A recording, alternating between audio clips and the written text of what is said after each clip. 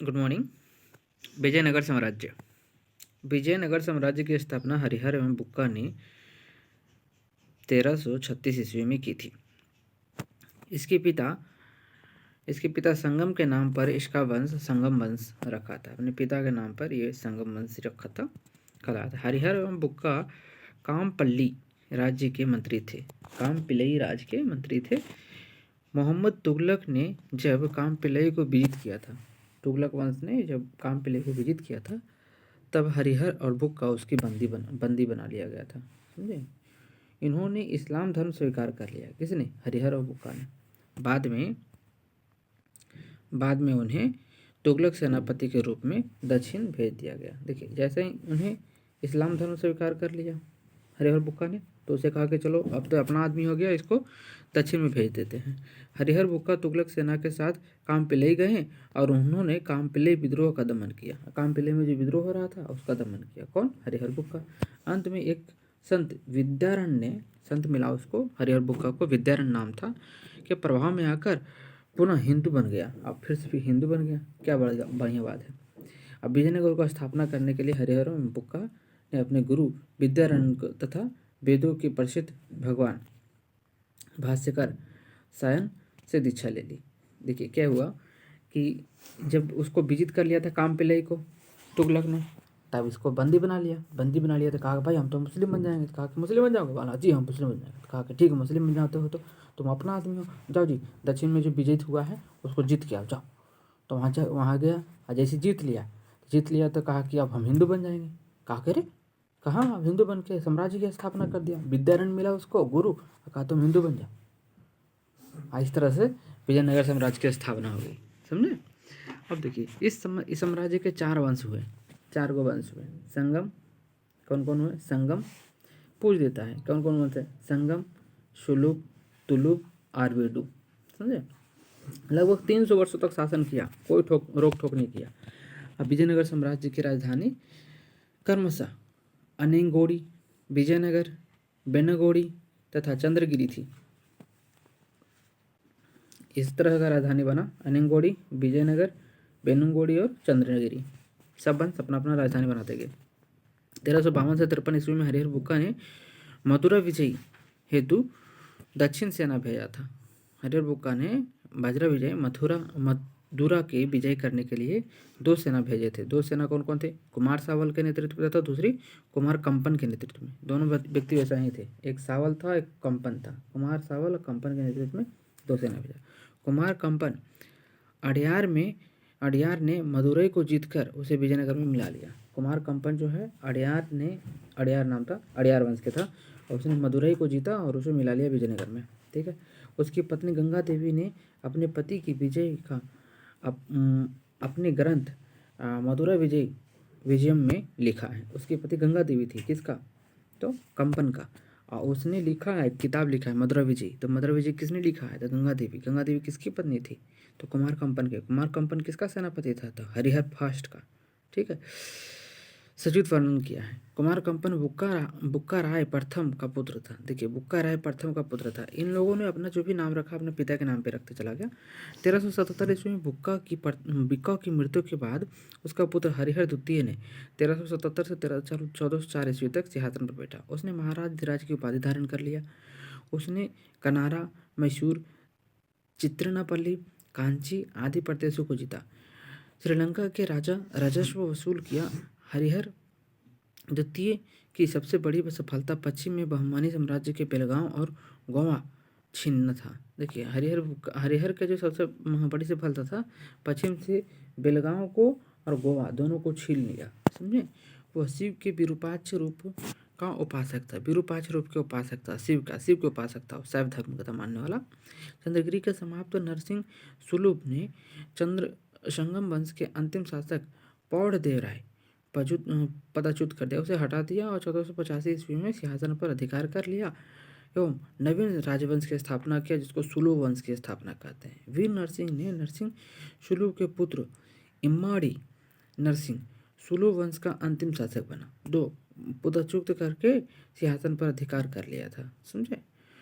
एवं तुलु वंश की नींव डाली। अब वीर नरसिंह को हटा के तुलु वंश की नींव डाल दिया। ठीक है। 1509 ईस्वी में मृत्यु के बाद उसके अनुज अनुज मतलब छोटे भाई देवराय 1509 से 1529 ईस्वी तक सिंहासन पर बैठा रहा। देवराय का उत्तराधिकारी उसका भाई पदाच्युत राय बना, अच्युत्या राय बना। देवराय के बाद उसके उसी का भाई अच्युत्या राय उसका उत्तराधिकारी बना, जो 29 से लेकर 42 तक बैठा था। विजयनगर के राजा कृष्णदेव राय ने गोलकुंडा का युद्ध गोलकुंडा के सुल्तान कुली कुतुब शाह के साथ लड़ा, जिसमें कुली कुतुब शाह की सेना पराजित हो गई और कृष्णदेव राय का शासन विजयनगर में के साहित्य में वर्णित हो गया। हाँ, ये जीत गया, मतलब विजयनगर साम्राज्य में जीत गया। क्लासिक युग माना जाता है। इसके दरबार में तेलुगु के 8 महान विद्वान और कवि रहते थे, जिसे अष्टदिग्गज कहा जाता था, सुशोभित करते थे। इसलिए इसको शासन में तेलुगु साहित्य का स्वर्ण युग भी कहा जाता है। कृष्णदेव राय ने आंध्र भोज की उपाधि धारण की। कृष्णदेव राय स्वयं एवं उत्कृष्ट कवि और लेखक थे। उसकी प्रमुख रचना आमुक्तमाल्याद है, जो तेलुगु भाषा के 5 महाकाव्यों में से एक है। उसने नंगलपुर नामक नगर की स्थापना किया। उसने हजारा एवं विट्ठल स्वामी मंदिर का निर्माण भी कराया।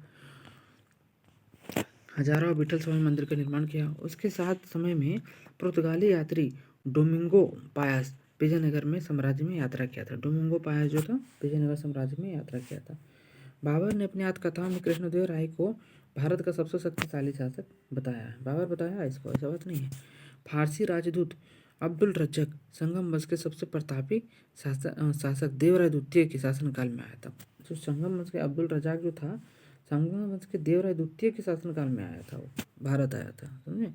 अब भारत आया था। भारत के तेलुगु अनुवाद कार्य 11वीं सदी के मन्नन ने आरंभ किया था। देखिए, मन्नन नाम के एक कवि था, मन्नन ने आरंभ किया था, जिसे 13वीं शताब्दी में टक्कन द्वारा फिर 14वीं शताब्दी में एरन द्वारा पूरा किया गया। ये 3 तेलुगु साहित्य के कवित्रियों के रूप में विख्यात है। इनकी कावित्री है तीनों, कौन सा, तो टक्कन, एरन और मन्नन, समझे। ये जो मन्नन है, ये तीनों कावित्री है। वेद ग्रंथों में भास्कर शयन को विजयनगर विनय राजाओं का आश्रय मिला। जनवरी 1565 ईस्वी में तालीकोटा के प्रसिद्ध युद्ध में विजयनगर, अहमदनगर, गोलकुंडा और बिदर की संयुक्त सेना ने विजयनगर पर पराजित कर दिया। देखिए, बहुत ही दुर्भाग्य बात है। देखिए, विजयनगर था, सॉरी बता दें, ये विजयनगर था, ठीक है। गोलकुंडा की सेना, अब आपको उत्तर भारत में देखिए, दक्षिण भारत में इस तरह से भारत है अपना, ठीक है। यहाँ पर देखिए, इस क्षेत्र में विजयनगर फैला हुआ था, ठीक है। बीजापुर उसका ऊपर है, अहमदनगर यहाँ पर है, गोलकुंडा इसके पास में है, ठीक है। अब बिदर जो है यहाँ वाली भाग है। ये सब मिलकर इस पर आक्रमण किया एक साथ, किस पर, विजयनगर पर। अब विजयनगर के साम्राज्य यहाँ तक फैला था, मदुरई में बताया कि आपको जीत गया था, इसको आक्रमण किया, ठीक है, विजयनगर को पराजित कर दिया, हरा दिया, आक्रमण करके हरा दिया, समझे। इस संयुक्त सेना केवल बरार शामिल नहीं था। इस संयुक्त में केवल बरार जो एक आसन था वो शामिल नहीं था, बाकी सब मिलकर मारवे किया था। फरिश्ता के अनुसार यह युद्ध तालीकोटा में लड़ा गया था, किंतु युद्ध का वास्तविक क्षेत्र राजसी एवं तगड़ी नामक 2 ग्रामों में के बीच माना जाता है। राजसी तगड़ी के 2 ग्राम है।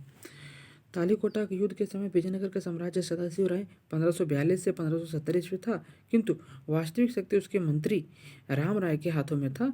आर्युडु वंश की स्थापना जो है 1570 ईस्वी में तिरुमल करते हैं। तिरुमल ने सदाशिव के अपअद करके पेनुकोडा के में किया था। पेनुकोडा नामक एक स्थान में किया था, कौन, तिरुमल किया था, किसका, आर्युडु वंश का।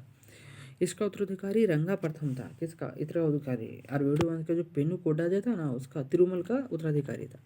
रंगा प्रथम के बाद वेंकटेश द्वितीय शासन हुआ। रंगा प्रथम के बाद फिर दूसरा अधिकारी ये बन गया, समझे। इसने चंद्रगिरी को अपना मुख्यालय बनाया था। और विजयनगर के महान शासकों के श्रृंखला में यह अंतिम शासक था। कौन अंतिम था भाई, तो आपको वेंकट द्वितीय था। वेंकट द्वितीय राजा वेडियार का समकालीन था और जिन्होंने 1612 ईस्वी में मैसूर राज्य की स्थापना किया था। कौन, वेडियार, समझे। विजयनगर साम्राज्य के राजस्व का अधिकार मूलभूत स्रोत था, राजस्व वहीं से आता था।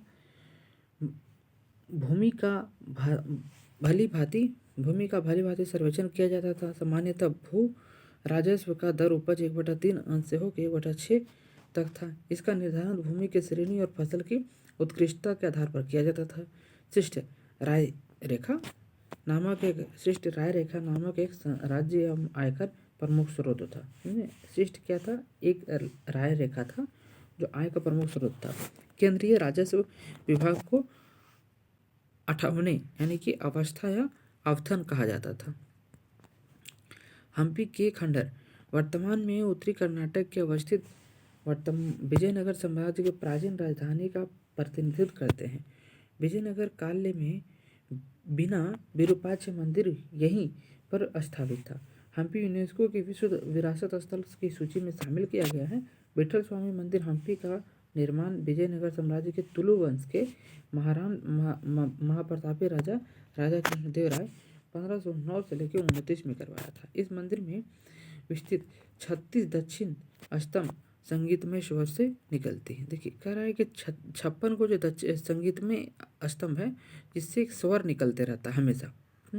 इस तरह से आपको विजयनगर साम्राज्य समाप्त हुआ। क्वेश्चन देख लेते हैं। विजयनगर साम्राज्य की स्थापना किसने किया था? हरिहर बुक्का किया है। ठीक है। तो विजयनगर राज्य की स्थापना किसने किया है? तो फिर से क्वेश्चन हरिहर बुक्का। फिर क्वेश्चन निम्नलिखित में से किसने दो भाइयों ने हरिहर एवं बुक्का ने किसकी स्थापना किया था? तो विजयनगर साम्राज्य की स्थापना किया है। किसकी स्थापना किया? तो विजयनगर साम्राज्य की। फिर इनमें से किसने कृष्णा नदी के सहायक नदी के दक्षिण तट पर एक नए नगर की स्थापना की और उस देवता के प्रतिनिधित्व के रूप में अपने इस नए राज्य का शासन करने का दायित्व लिया, जिसके बारे में माना जाता है कि कृष्णा नदी के दक्षिण की समस्त भूमि उस पर देविता किया था। तो ये हरिहर प्रथम था। ये कौन था? हरिहर प्रथम था। नेक्स्ट है अपनी मधुरा विजय कृति में अपने पति के विजय अभियानों का वर्णन किसने किया है? तो गंगा देवी। कौन था ये? गंगा देवी किया था ना। सॉरी, गंगा देवी किया था। गंगा देवी कौन थी? हरिहर प्रथम की पत्नी थी ये। एक कुमार शावल के नेतृत्व में, दूसरी कुमार कंपन के नेतृत्व में भेजा था। कुमार कंपन जो है अड़ियार में मथुरा विजित किया था, उसे विजयनगर में शामिल कर लिया और उसकी पत्नी गंगा देवी जो थी अपने पति के बारे में लिख दिया था। किसकी? कुमार कंपन की। तो सेना की पत्नी उस समय कम नहीं हुआ करती थी, बहुत ही महान हुआ करती थी। विजयनगर के उस पहले शासक की पहचान करे जिसने बहमनी को गोवा से छीन लिया था। देखिए कौन छीन लिया था? हरिहर द्वितीय जो था बहमनी को गोवा से छीन लिया था। बहमनी राज था और गोवा उसके अधीन आता था, गोवा को उसके छीन लिया था।